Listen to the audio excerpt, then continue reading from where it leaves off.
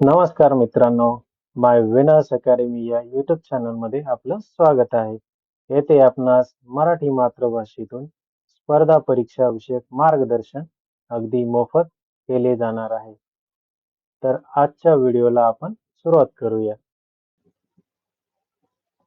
मित्रांनो, आजच्या व्हिडिओमध्ये आपण करंट अफेअर्स विषयी पाहणार आहोत. आजच्या व्हिडिओतील पहिला प्रश्न, मदर्स डे कधी साजरा केला जातो? ऑप्शन 1 मे महिन्याच्या दुसऱ्या रविवारी, ऑप्शन 2 मेच्या तिसऱ्या रविवारी, ऑप्शन 3 जुलैच्या तिसऱ्या रविवारी की ऑप्शन 4 वरील पैकी नाही.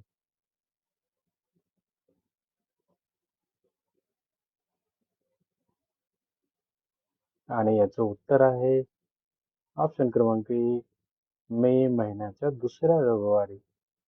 मदर्स डे विषयी अतिशय महत्वाची माहिती देत आहे मित्रांनो. मदर्स डे ची सुरुवात ॲना जॉर्वेस यांनी केली असून तिला तिची आई खूप आवडत असे. ॲना आईबरोबरच राहत असल्याने तिने कधीही लग्न केलं नाही. आईच्या निधनानंतर आपल्या आईवरील प्रेम व्यक्त करण्यासाठी तिने मदर्स डे साजरा करण्यास सुरुवात केली. अमेरिकन संसदेत कायदा करून दरवर्षी मे महिन्याच्या दुसऱ्या रविवारी मदर्स डे साजरा करण्याचा निर्णय घेण्यात आला. यानंतर अमेरिका, युरोप आणि भारतासह अनेक देशांमध्ये मे महिन्याच्या दुसऱ्या रविवारी मदर्स डे साजरा केला जाऊ लागला. युरोपमध्ये या दिवसाला मदरिंग संडे असे म्हणतात, तर ख्रिश्चन समुदायातील अनेक लोक या दिवसाला व्हर्जिन मेरीच्या नावाने संबोधतात. प्रश्न क्रमांक 2, फादर्स डे कधी साजरा केला जातो? ऑप्शन 1 जूनच्या तिसऱ्या रविवारी, ऑप्शन 2 मेच्या तिसऱ्या रविवारी, ऑप्शन 3 जुलै महिन्याच्या तिसऱ्या रविवारी, ऑप्शन 4 वरील पैकी नाही.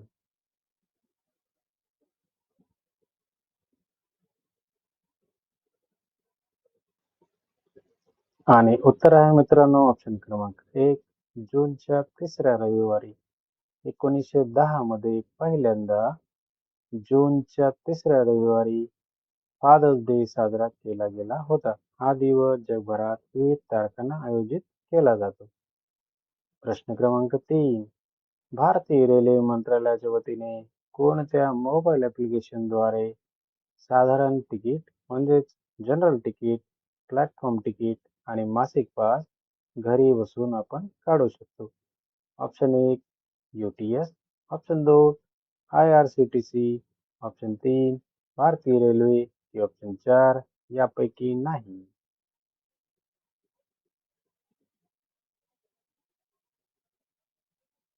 आणि याचं उत्तर आहे मित्रांनो ऑप्शन क्रमांक 1 UTS या ॲपद्वारे. प्रश्न क्रमांक 4, नुकत्याच झालेल्या लोकसभा निवडणुकीतील महाराष्ट्र राज्यातील सर्वात गरीब खासदार कोण आहे? Option 1 Nilesh Lanke, option 2 Udayanraje Bhosale, option 3 Shahu Chhatrapati, option 4 Gowal Padvi.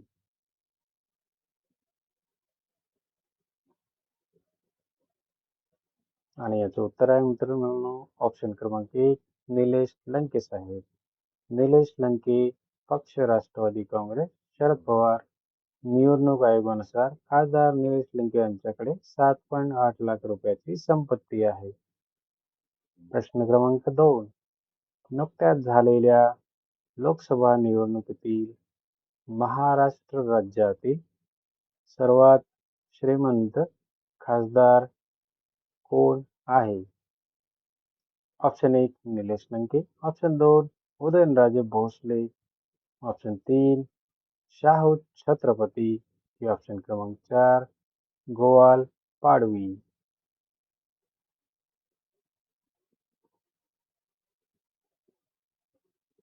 आणि याचं उत्तर आहे मित्रांनो ऑप्शन क्रमांक 2 उदयनराजे भोसले. उदयनराजे भोसले हे पक्ष भाजपाचे आहेत आणि उदयनराजे भोसले सर्वात श्रीमंत खासदार आहेत. त्यांची संपत्ती तब्बल 223 कोटी रुपये इतकी आहे. प्रश्न क्रमांक 6 नुकत्याच झालेल्या लोकसभा निवडणुकीतील महाराष्ट्र राज्यातील सर्वात वयोवृद्ध खासदार कोण ठरले आहेत? Option 1 Nilesh Lanke, option 2 Udayanraje Bhosale, option 3 Shahu Chhatrapati की ऑप्शन 4 गोवाल पाडवी.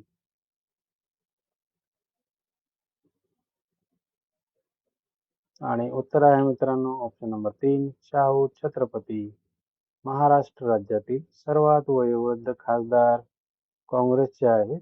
ते म्हणजे कोल्हापूरचे 76 वर्षीय खासदार Shahu Chhatrapati.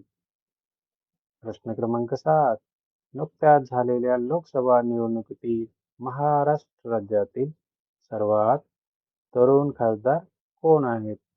Option 1 Nilesh Lanke, option 2 Udayanraje Bhosale, option 3 Shahu Chhatrapati की ऑप्शन क्रमांक 4 गोवाल पाडवी.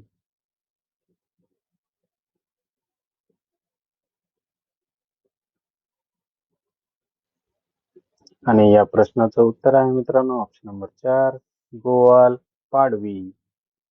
राज्यातील सर्वात तरुण खासदार काँग्रेसचा आहे.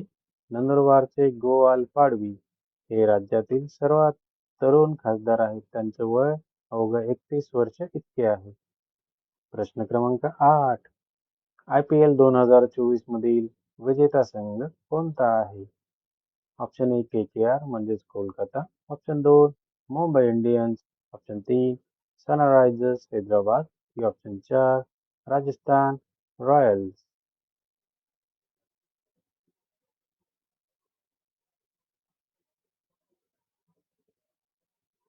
आणि उत्तर आहे मित्रांनो ऑप्शन क्रमांक 1 KKR म्हणजेच कोलकाता.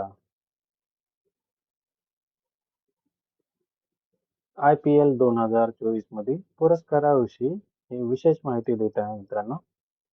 IPL 2024 मध्ये KKRने तिसऱ्यांदा ट्रॉफी जिंकली आहे. श्रेयस अय्यरच्या नेतृत्वाखाली कोलकाताने 2000च्या मोसमामध्ये अखेरचे विजेतेपद पटकावले होते आणि 10 वर्षांनंतर अखेर जेतेपदाचा मान त्यांना भेटलेला आहे. तर विजेता संघ आहे कोलकाता आणि बक्षीस रुपये आहेत 20 कोटी रुपये. उपविजेता संघ आहे हैदराबाद आणि बक्षीस रक्कम आहे 15.5 कोटी रुपये. तिसऱ्या स्थानावर असलेला संघ म्हणजेच राजस्थान रॉयल्स आणि बक्षीस रुपये आहे 7 कोटी रुपये. चौथ्या स्थानावर असलेला संघ म्हणजेच बंगळुरू आणि बक्षीस रुपये आहेत 6.5 कोटी रुपये. इमर्जिंग प्लेयर पुरस्कार नितीश कुमार रेड्डी हैदराबाद यांना 20 लाख रुपये रक्कम पुरस्कार आहे. Electric striker of the season पुरस्कार जेक फ्रेझर मॅकगर दिल्ली कॅपिटलचा खेळाडू यांना भेटलेला आहे. Fantasy player of the season पुरस्कार सुनील नरेन या कोलकाता मधील खेळाडूला भेटलेला आहे. Super sixes of the season पुरस्कार अभिषेक शर्मा या हैदराबाद संघातील खेळाडूला भेटलेला आहे. सर्वाधिक चौकार पुरस्कार ट्रॅव्हिस हेड या हैदराबाद संघातील खेळाडूला भेटलेला आहे. कॅच ऑफ द सीझन पुरस्कार रमनदीप सिंग कोलकाता या खेळाडूला भेटलेला आहे. फेअर प्ले अवॉर्ड पुरस्कार हैदराबाद या संघाला दिलेला आहे. तर ऑरेंज कॅप पुरस्कार हा फलंदाज विराट कोहली यांना भेटलेला आहे आणि पर्पल कॅप पुरस्कार हा हर्षल पटेल या खेळाडूला भेटलेला आहे.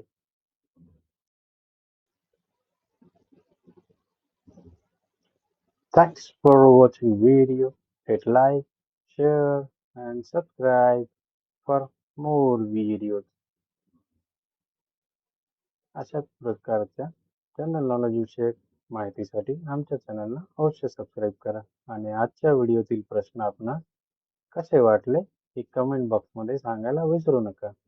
आणि नवीन काही शिकण्याचा आनंद झाला असेल तर आपल्या मित्रांनाही आमचे चॅनल रेफर करायला विसरू नका. Happy learning.